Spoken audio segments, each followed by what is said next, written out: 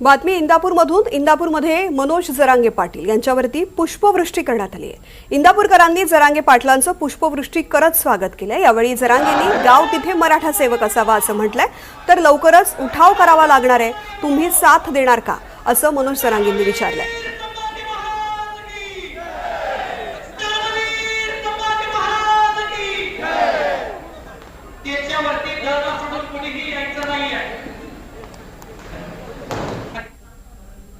इंदापूरला तुम्ही मोहीम सुरू करा।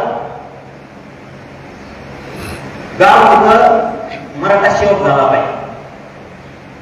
तो कुठल्या पक्षाची संघटनेशी जुळलेला नाही पाहिजे। त्यांनी निश्चित सेवा करावी समाजाची। आणि काय अडचण आहे बरं, आपण आपलं राहिलेला विषय आपल्या समाजासाठी दिलं, काय वाईट? ठीक आहे, आपलं वाटणं होईल थोडं, निस्वार्थ वागल्यामुळे आपलं थोडं वाटलं होईल, पण समाजाचं कल्याण होईल का नाही? त्याच्यामुळे आता आपल्याला पुन्हा उठाव करायचा महाराष्ट्राला पुरे आहे। कारण आंदोलन कधी डिक्लेअर होईल माहित नाही।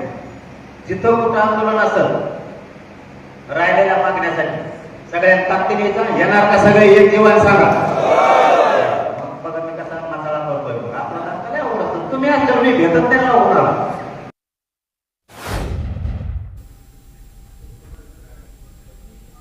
इंदापूरमध्ये मनोज जरांगे पाटील दौरा करत होते। यावेळेस त्यांचं जोरदार स्वागत करण्यात आलेलं आहे।